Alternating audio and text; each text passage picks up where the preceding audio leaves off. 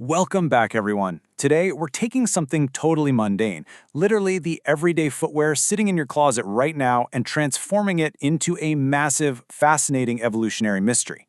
We're going to explore how a simple piece of clothing fundamentally changed the human body and allowed us to conquer the globe. Okay, let's dive into this explainer. Seriously, look down at your feet right now. Or, just picture them. Specifically, zero in on your little toe. I know, it sounds totally absurd, but your little toe is actually hiding an incredible secret about our ancestors. In fact, right inside your shoe right now is the key to one of the cleverest pieces of archaeological detective work ever conducted. To figure this out, we actually have to look at the skeletal record. Anthropologist Eric Trinkus noticed something wild happening around 40,000 years ago. For the entire previous span of human existence, foot bones were robust, thick, strong. But suddenly, almost out of nowhere, the bones of the smaller toes became noticeably thinner and more delicate. But here's the catch, and this is the crazy part. Their leg bones were still thick and strong. This meant humans were still walking, running, and carrying heavy loads just as much as before. The legs stayed powerful, but the toes specifically got weaker. Why? Well, because they suddenly stopped gripping the bare earth. Now sure, some scientists push back on this. They argue, hey, maybe early humans just became a bit less relentlessly physical than their ancestors, so all their bones shrank. But the archaeological evidence completely rebuts that counter-argument. This right here is the fingerprint of a massive behavioral shift. Think about it. If people were just less active overall, everything would weaken together. But strong legs combined with weak toes, that means they were still working incredibly hard, but their toes were finally cushioned. They were protected. That combination is the absolute fingerprint of the very first shoes. Section 1. The Barefoot Marvel, a design perfected over millions of years. Now, what's really interesting about this evolutionary baseline is that before we started wrapping our feet up roughly 40,000 years ago, every single human walked the earth completely barefoot. Just think about the biological engineering of the barefoot. It is a highly tuned machine. We're talking 26 bones, more than 30 joints, and over 100 muscles, tendons, and ligaments all working in perfect harmony. You have a natural arch that acts as a literal spring, storing and releasing energy with every step. The sole is packed with dense nerve endings, constantly feeding a stream of sensory feedback to your brain about the terrain. And a regularly barefoot human develops a natural, thick, tough protective callus that can handle incredibly rough ground. Just imagine the sheer sensory experience our ancestors had every single day, stepping out onto the earth and actually feeling the cool damp of morning grass, the warm dust of a worn path, the precise edge of a pebble. Their feet were alive with sensation, reading the ground continuously. They weren't numb, padded blocks. They were thick, leathery, yet highly sensitive soles perfectly tuned to interact with the natural world. Section 2. A tool for survival. Why cover it up? So if the barefoot was this perfect evolutionary machine, why on earth did we ever cover it up? We really have to shift our paradigm entirely here. See, we think of shoes today as items of everyday comfort or fashion. But that is absolutely not why they were invented. The shoe was a crucial piece of survival technology. It was foot armor. Wrapping the foot wasn't a luxury. It was a life-saving tool that quite literally enabled human beings to expand across the globe.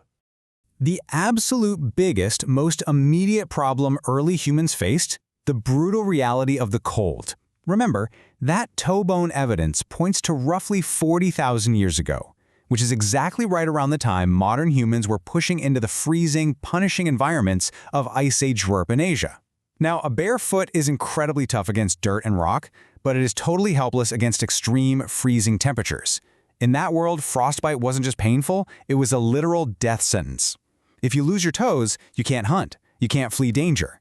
Shoes were the key technology that allowed humans to cross frozen mountain passes and actually survive the winter. But it wasn't just the cold. There was a secondary but constant danger: the terrain itself. In a prehistoric world with zero medicine or antibiotics, a deep cut on the bottom of your foot from jagged volcanic rock, or a deep puncture from a scrubland thorn could easily turn septic and kill you. At the very least, it would lame you, making you incredibly vulnerable to predators. So shoes acted as essential foot armor, stopping fatal infections long before they could even happen. Section 3. The Surviving Artifacts and the Problem of Invisible History. Now, finding physical proof of ancient shoes is incredibly rare because early footwear was made of plant fibers and animal hides, materials that just rot away and dissolve back into the earth within a few years. It creates this massive gap in our invisible history. We have the biological clue of shrinking toe bones 40,000 years ago, but then nothing until 10,000 years ago, then 5,500, and then 5,300 years ago. Let's move through time and see how this builds, because the artifacts that actually survived are total miracles. The absolute oldest surviving physical shoes we have ever found are these incredible sandals woven from sagebrush bark. They were discovered in a dry, protected cave in Oregon, and they're roughly 10,000 years old. Now, this wasn't just a desperate scrap of bark tied to a foot. No way. This was a deeply established, highly skilled craft. Someone carefully harvested the plants, processed the fibers, and skillfully wove them specifically to hold the weight of a walking human. Fast forward a few thousand years and we travel to the Irani 1 cave in Armenia. Archaeologists discovered this astonishingly modern-looking shoe, perfectly preserved, sealed under layers of ancient sheep dung. It's 5,500 years old, made of a single piece of cowhide, cut perfectly to the shape of a foot and laced up with a leather cord. It even had grass stuffed inside, likely for insulation. Honestly, it looks like a moccasin you could go out and buy today. And of course, we can't forget Ötzi the Iceman, found frozen high up in the rugged Alps roughly 5,300 years ago. Ötzi wasn't just wearing primitive foot wrappings. He was wearing highly sophisticated, purpose-built, prehistoric hiking boots. They had bearskin soles, deerskin uppers, and were stuffed with soft grass insulation to act basically as warm, waterproof socks. It was an incredible piece of custom survival gear that allowed him to survive that extreme environment. Section 4. The Technology Trade-off. From function to status. And this brilliantly illustrates what inevitably happens when a vital piece of survival technology becomes commonplace. Its purpose completely changes. In the Ice Age, the shoe was strictly about keeping global hunter-gatherers from getting frostbite. But look at ancient Egypt or even our modern day. In forgiving climates where bare feet works just fine, shoes weren't about survival anymore. They became about artificially ranking social status. Elite Egyptians wore fine sandals as a clear marker of wealth, while laborers just went barefoot. And we still do this today, right? We spend enormous sums on footwear just to signal our identity and rank.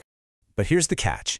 Transforming the shoe from a life-saving survival tool into an everyday status item came with a really severe anatomical cost.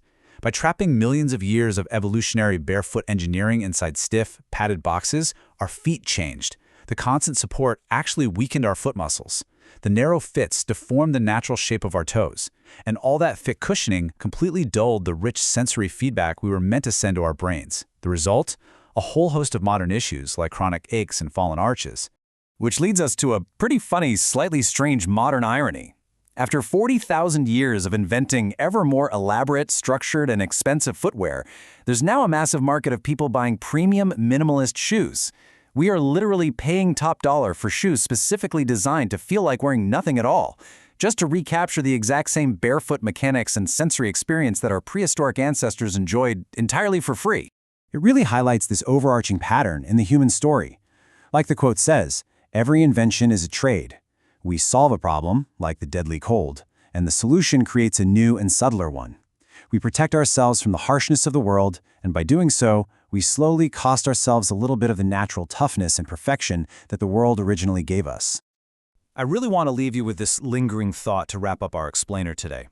Right now, your feet are almost certainly inside something. Shoes, socks, slippers, whatever. So when you take them off later, wiggle your toes on the floor for just a second. Really feel that ancient sensation of bare contact with the ground that your ancestors knew so intimately. And ask yourself, in wrapping ourselves in all this comfort and protection, what incredible natural capabilities have we quietly traded away? Thanks for learning with me today, and I'll catch you on the next explainer.